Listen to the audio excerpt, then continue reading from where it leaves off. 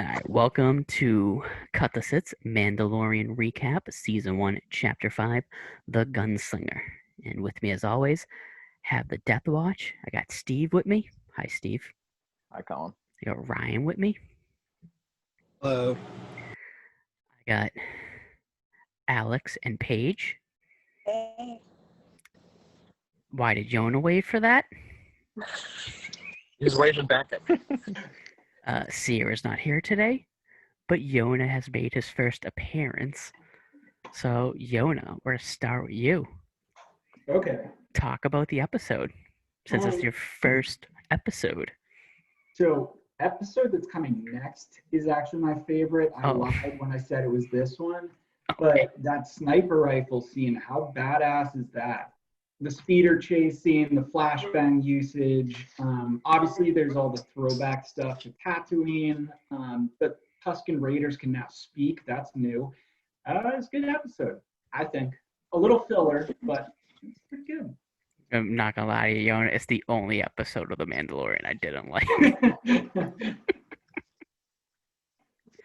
I hated that kid, Toro. I think they were good. Fucking hated him. Hated him as well. I was half tempted to make my display name for this week Toro, honestly. I thought you It would were make you going upset. to. I thought you were going to. Can you tell me how much you liked him? I made Riot my character because Riot was my favorite character of the episode. They didn't actually give his name in the show itself, but he was the fighter pilot at the very beginning of the episode that's pursuing the Mandalorian, and they have that really sweet dog fight, and it's really, really dope. That was the highest point of the episode for me. Everything else just downhill from there. It was cool to see Princess Carolyn show up in The Mandalorian, yeah. But my issue with this episode, I felt, was that it was very heavily reliant on the set dressing. Like, setting it on Tatooine. Having his first introduction with Toro Calican be in the booth where Han Solo shot Greedo. Like, having the whole, the Tusken Raiders are no big deal, they're super far away, and then they turn up to be, like, right there as you got your macro binoculars out or whatever. Like, I get the point of homage, but I feel like there's a fine line to kind of balance between paying homage and, like, just references for the sake of references, and that's what this episode felt like for me. Not a fan of Ferric Shand having the high ground? Fennec was pretty rad. I liked Fennec. She used the Verpine rifle, right? Those are pretty intense. They have them statted for the role-playing game, so I was just like, oh man, the Verpine rifle. I'm pretty sure that was Fennec's. So. Your guy, Riot, by the way, he did the one cardinal sin. Colin's golden rule in life: never steal another man's catchphrase. I did not know that was your golden rule. What was it? His catchphrase was, "You can bring him warm or you can bring him cold." He said that to him, and then Din was like, "That's my line, bitch." You always get killed if you say someone else's catchphrase back to them. Yeah. Ryan. I don't disagree with that. I like Ryan. Yes. I can never see you, so I don't know if you're doing anything. Still running trope of picking on. You don't need to see me. I'm listening. Did you like the episode, Ryan? Because I don't actually know if you liked it or not. As a filler episode, it was probably the weakest of the first season. Do you have any high points? The lady. High points. Maybe when Toro got killed. That's my high point. Yeah, maybe that, and when he shot her too. Oh yeah. Honestly, I was kind of surprised he did. I haven't seen this episode in a while, up until earlier today. But I that part always surprised me a little bit. That was the one little redeeming quality to me to Toro. It was like, all right, to me, he was kind of just an a-hole, but it was like, listen, I get it. All right, I get it. He's a lovable a-hole. He's a fake tough guy.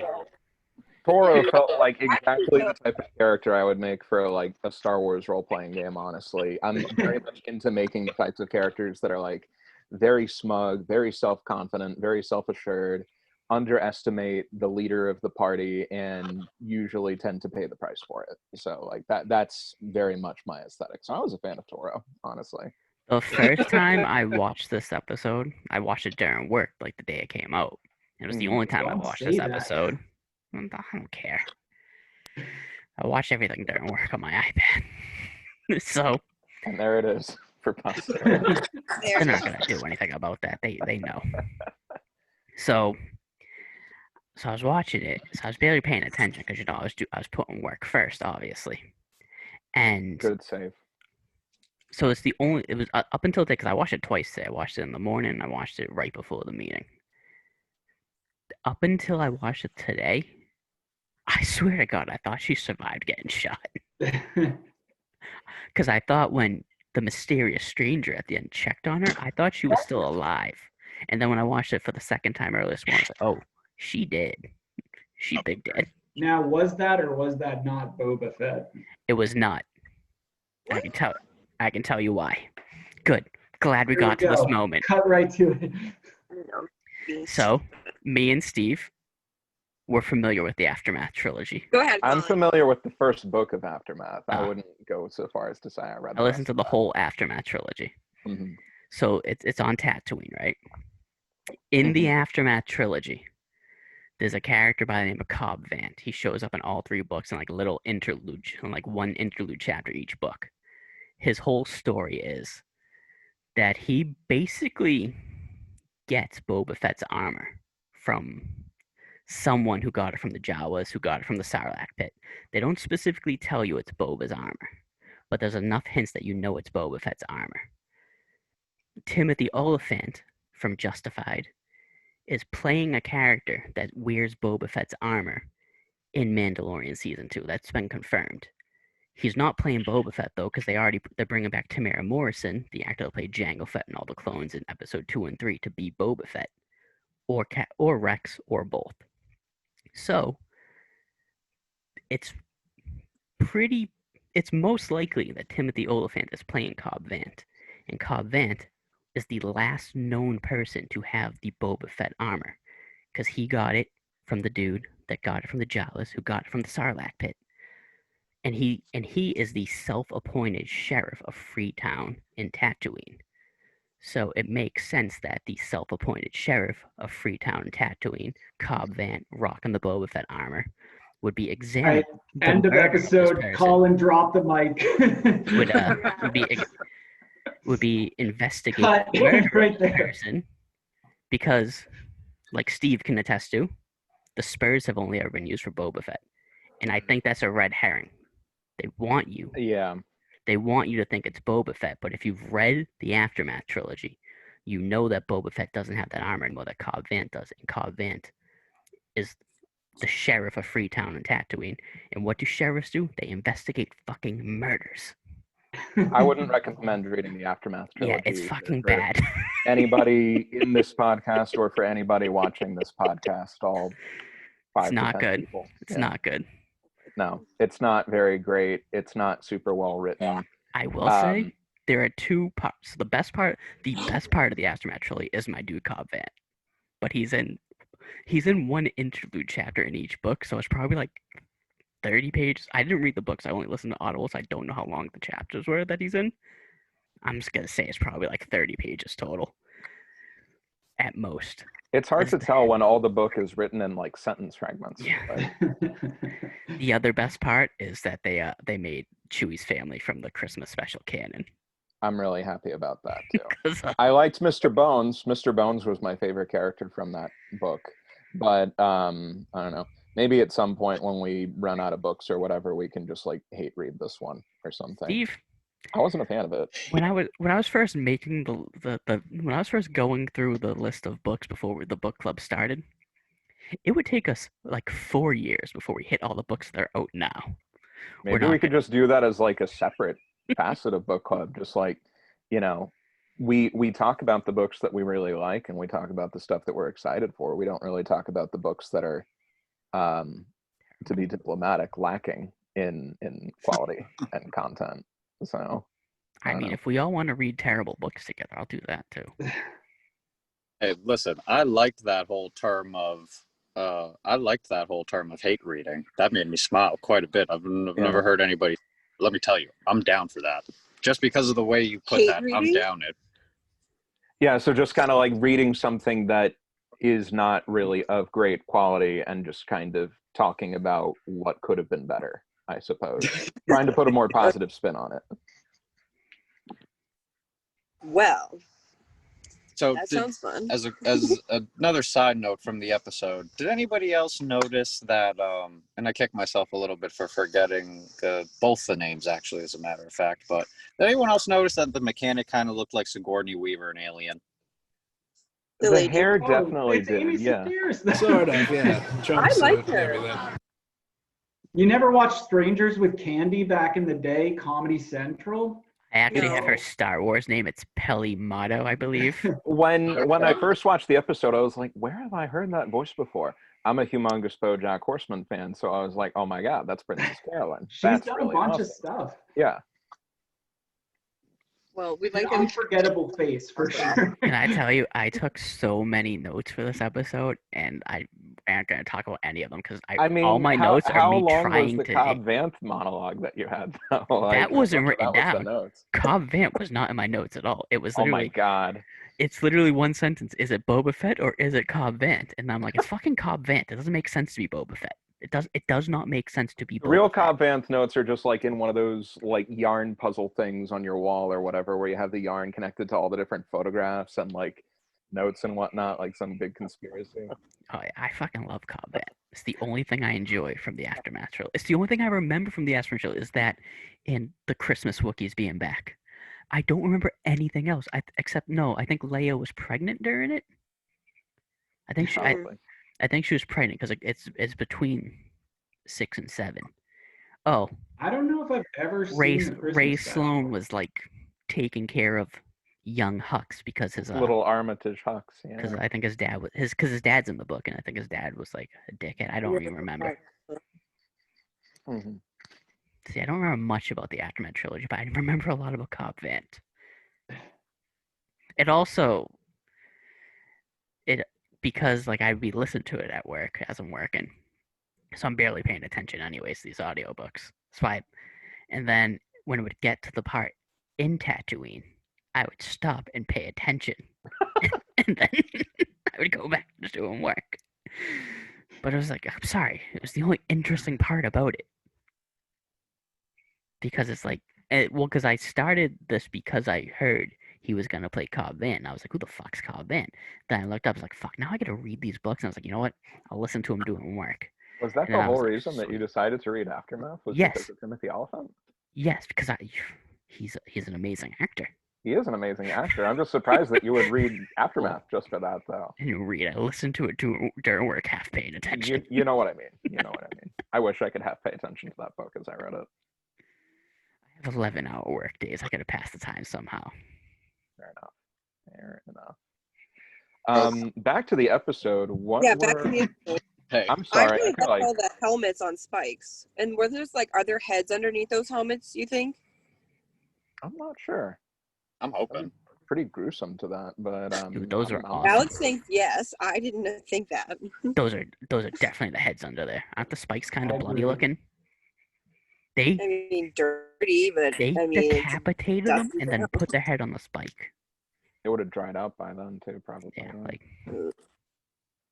like So another fun cameo too around that point, the droid behind the counter at the cantina.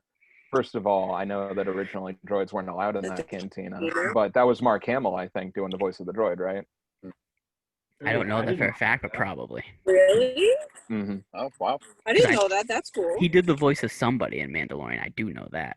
I'm pretty sure that he was the droid. Yeah, and the droid used to be the one in charge of Jabba's like droid assignments or whatever from Oh, Return of the Jedi. okay. They Or made- she, I believe it's a Oh, she Jesus. actually. My bad. I am kind of annoyed because I love Ming-Na. Was it Ming-Na Wen? Yes. I love her.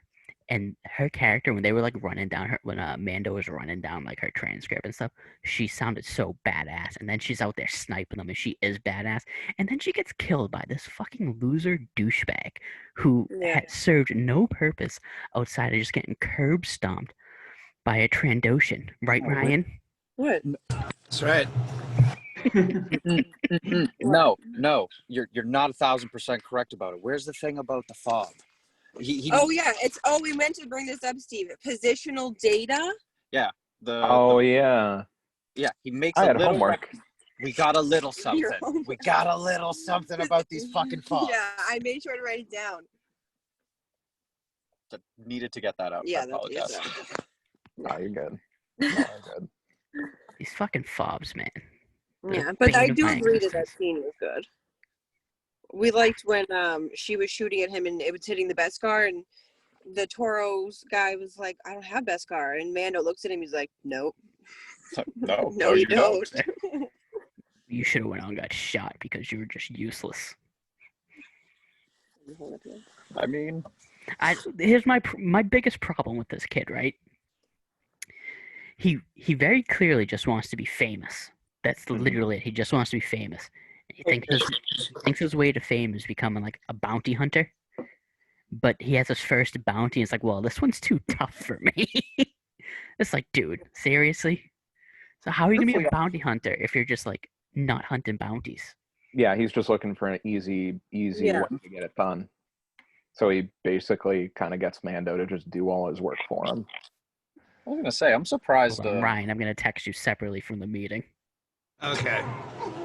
It's all right. Secrets are no fun. I don't know if you guys even understand what I was saying to Ryan. Well, All my right, then thing is, keep your secrets.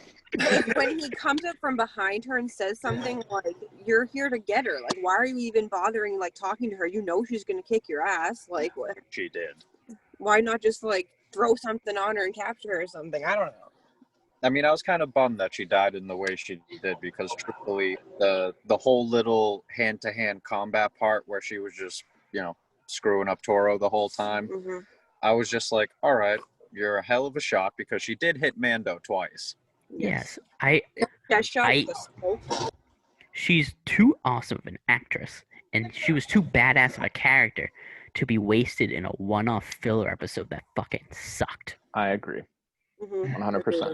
And get killed by some loser douchebag that nobody likes. Except No, Steve. well, Steve. Nobody except Steve likes. Thank you for the addendum. Yeah, but the reason Steve likes him is because he's a douchebag. Yeah. Steve likes characters that suck. Not saying that to be mean. I He will know. admit it. No offense taken. No offense taken. I get what you're going for. Yeah. I don't know. Honestly, like there was a lot of potential for this episode that I feel like wasn't utilized to the best of its ability because again, I feel like it was way too reliant on like set dressing and conventions and whatnot. I did like all the pit droids though. The pit droids were great. I really liked the part where she kind of gave Mando grief and was like, "What are you doing? Just leaving your baby in the car?" I was gonna say that. It's also weird for a show that's 8 episodes that are between 30 to 45 minutes that they had a filler episode. Because this was pure filler. This episode doesn't serve any purpose until season 2 when Cobb Vanth comes in and starts kicking some ass. Wasn't this the first episode of the season that wasn't directed by Jon Favreau? No, the fourth one was Bryce Dallas Howard. And Deborah Chow, didn't she direct the one with the Mandos all fighting each other? She directed the third episode. Yeah. Right. I always forget what episode it was. This one was Filoni, which was surprising because like Filoni is usually a pretty solid guy when it comes to like paying his homage and knowing when to like pull back. This one I feel like was too derivative, honestly. Well, he's got a Filoni's- second shot, by the way. He's directing an episode in season 2. Well, he's gonna direct the Ahsoka episode 100%. 100%, absolutely. Like That's he's his not gonna baby. let anyone. Yeah, he's not gonna let anyone else touch her. Mhm. I think And then you'll be surprised. Don't say that. I think if this episode did anything, it kind of showed. All right, if we're gonna be nice towards this episode, I think it did. Yes, we do love the tracksuit. Who we gonna lie? We love that shit. It's a good track. You look like a Oh, that's Look what at he was Star doing. I Wars thought he was month. stretching. Sabers are on my Showing nips. Dude, you went all in on that outfit. I'm here for Oh it. yeah. Oh yeah. It was cold today. Hell yeah. It was fucking like Where 48 did this you morning. get that? Now our video's gonna get flagged. Come on. Okay. So I got the tracksuit from heruniverse.com, but it is unisex. It Champ. is unisex. You don't have to try to convince us or anything. It's okay. Hey Oh, man, I think it's dope. Don't it get me says wrong. our universe on the tag. What about my And universe? Johnny Gargano has the same jacket as Well, me. speaking of uteruses, don't you? Universe. You didn't say uterus? No. Oh, well, speaking of uteruses, don't you think the Razor Crest is kind of shaped like one? In the middle of that battle, she starts hysterically laughing, Let's see another picture. and she just makes a really big claim on how the Razor Crest looks like a uterus. Side note, back to the conversation. Not gonna be able to unsee that. Hey, wow. So what I was gonna say is, I think if this episode does anything, there's two things. I would say, like on a positive note, is that obviously it shows the love that Mando has obviously developed for Baby Yoda. Mm-hmm. Name is the And child. there, I said. The I know. asset. I was gonna say I finally said it, but and the other thing too is it kind of feel like the child brings out the best in whomever it's coming around. The mechanic, the people of the village in particular, the little Mhm. girl. I mean, obviously, it didn't make any of the Imperials feel any better about anything, with maybe the exception of that scientist who could or could not be a Kaminoan worker. But Dude was definitely cloning him. Absolutely a cloner. Mhm. Who? So, Yeah. do we last- think that there's more little Baby Yoda asset clones running around somewhere at a factory? Oh, you know what? I think they tried, and it's the only survivor, and that's why they need it back because they That's perfected it in possible, this yeah. one. Like, That's a good idea. who is familiar with the Clone Saga from Spider-Man? Let's go on a journey. Ooh, it's been Do we a really want to I go am- on this journey right now? Ben Riley. oh, On his hold on, journey. are we talking about the show? No, we're talking about From- Spider-Man's clones. Yep, Ben Riley.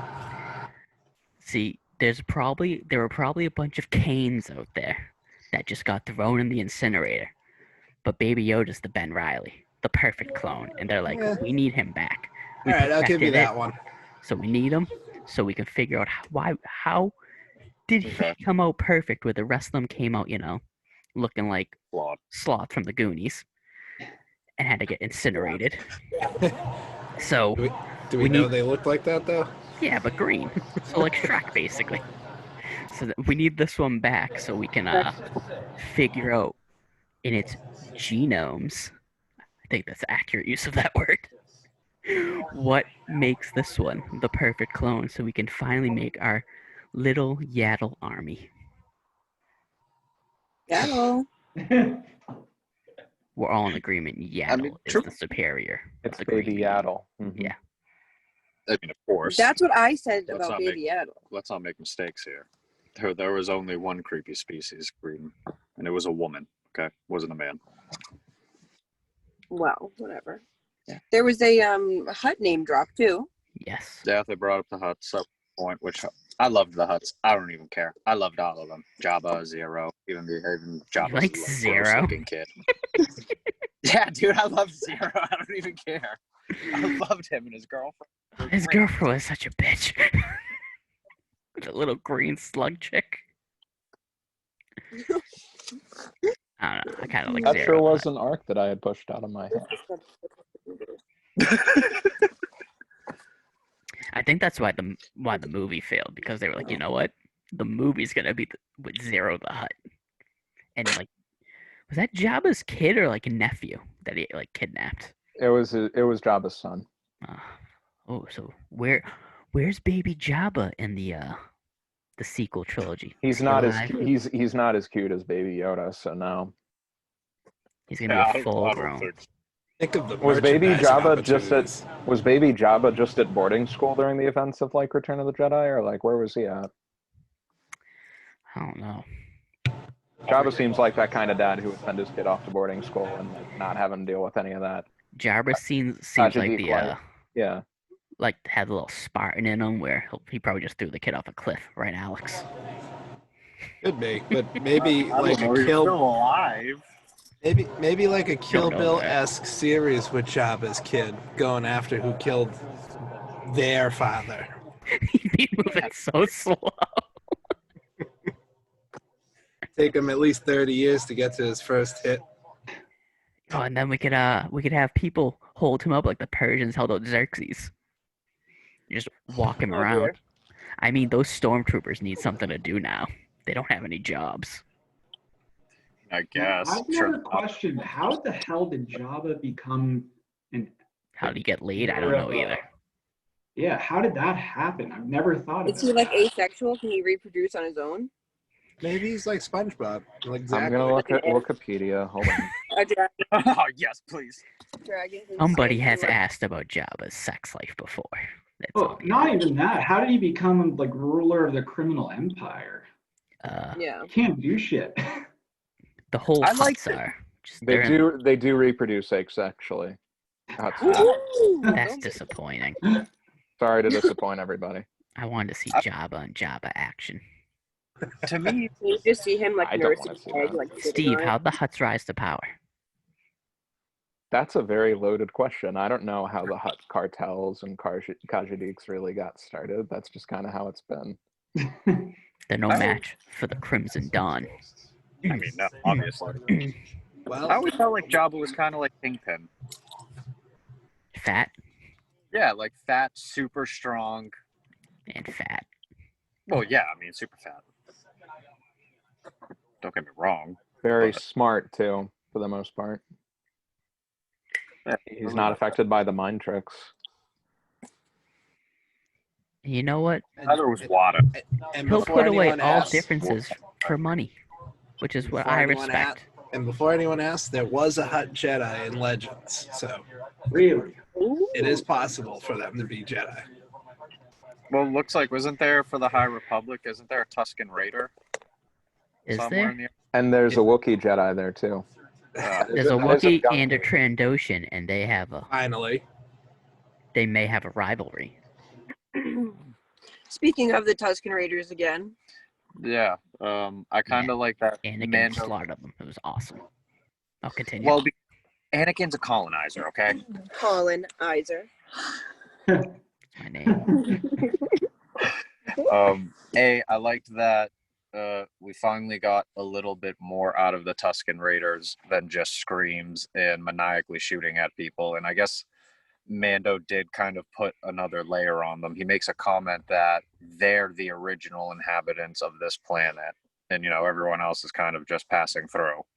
And I do like that they brought in sign language, because I know that the Tusken Raider that was signing back to him, I'm pretty sure he was the first deaf person to have a role in Star Wars. Yes, that That's is pretty that great. is I didn't know confirmed. that. Hmm.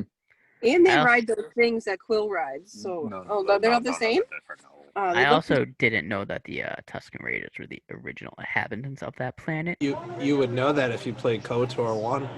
Yeah, well, I haven't gotten around to it yet. And Legends isn't canon, Ryan. Hey, it's not Legends anymore. It is canon. And with that being said, well, fuck everyone else that just invaded their planet. These motherfuckers have a right to just wipe these people out. Fucking kill Yeah. everybody. Well, I was going to say, it puts a more sympathetic layer over the Tusken Raiders now. They're not just kind of these a-holes that are just going out of their way shooting people. So Anakin really is a colonizer. This fucking white man Yeah. just went in and just That is- slaughtered these indigenous told you. people. Yeah. And what's worse, Padme was surprisingly okay with it, and she was just kind of like, May was "Oh, turned well." on by it. enabler. Me and Steve had this conversation. Padme Plenty sucked. of times. She Awful. didn't love Anakin. She was never in love with him. She lusted after him and loved the excitement and the adventure that he brought being a Jedi. And he was She super died hot, of but she was not in love with him at all. And she He- died of sadness. Yeah. He Come was on. way more into her than she was Oh, into yeah. him. Oh yeah. 100%. Creepily into her. Yeah. I'm not gonna let that slide. He was creepily into her in an obsessive way. What's the It- age difference there, though? Like Uh, 5 years, right? Yeah, like 5 or 6 years. Like she was 14 and he was 9 back in Phantom Menace or whatever. Yeah. So it Thanks would for have the been So when you 24 and said 19. Yeah. when you said creepy love, I was just thinking of the 2017 run of Vader that we just finished. How about that end? Huh? Sees Padme and goes, "It's all your fault," right? Or his mind spirit thing. You know what I'm talking about. End of the comic. Yeah. When he was when he was on his vision That quest. was cool. Yes, yes. Creepily in love with her. That Vader comic. Dude, by the way, Charles Soule writing the current Star Wars comic. That's pretty good too, and that has some callbacks to the Vader comic, and it has some foreshadowing to the High Republic. I got to read And that at some point. the newest chapter, Steve, if you're a fan of Grand Moff Tarkin, this newest chapter was just an ode to that man. It was I love it that. was fucking awesome. I love that, Ooh, man. Perfect. awesome. You've convinced me to read now. You've convinced me to read it. I think I'm it's sold. I think it's issue 7. All you had to do was just be like, Steve, there's some quality Tarkin stuff going on in here, and I'll be like, all right, sold. I Get me can't in tell there. you Right. anymore without spoiling the issue, but there's some quality Fair. Tarkin stuff. Good to know. There's a character I think you might like in there too. A new character. Is it Toro Calican? No, that kid sucked. I'm so glad he died. See, you know what sucked about his death? And I wrote this down. He got one-shotted and just went out. He needed to be like tortured. Like, I really wanted Come on. Like him to get death like isn't enough. him to get like tripped up in the desert by like those thingies that wrap around your legs, and then the Tusken Raiders just ripped him limb from limb. Or they like You know, for attached kids. they attached each limb to one of those things they ride, and they went in 4 different Quarter, directions. yeah, Yeah, quarter. and they just ripped him to shreds. It was awesome. But no, he just got shot. So Yona, this wasn't We your just favorite tried being episode. Episode 6 sympathetic is. to the Tusken. Yeah, I like Bill Burr. Yeah, I love Bill Burr And the too. I whole can't wait for episode prison 6. bread emergency. Steve doesn't like what's going episode on. 6 because I he don't. hates all those people because they're bad people. Steve How doesn't about like bad how about our guys. girl from Harry Potter and Game of Thrones? Yeah. Nymphator. I actually I saw love- Bill Burr a few years ago at the Garden, and I didn't purchase So the did we. tickets. It was a gift. It was fun.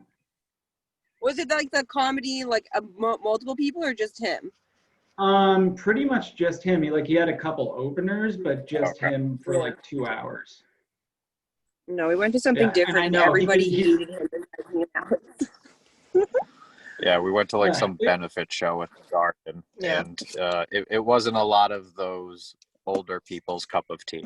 No. But me and Paige were cackling like hyenas. Yeah. My favorite comedian from episode 6 that shows up is Richard Aliotti, who plays Moss in the IT Crowd. He was the robot in episode 6. I need to was watch the pretty fun to IT see. Crowd. Someone on the podcast I listen to has been talking about it for weeks. IT Crowd's pretty good. I started watching it when quarantine really came into effect, and it's been good. I've watched the whole season twice at this point, like this year alone. It's very good. All right, fam. We got anything else to say? We got No. anything else to say about I this one have before we to wrap it up? say, they just came to the Yes. next episode.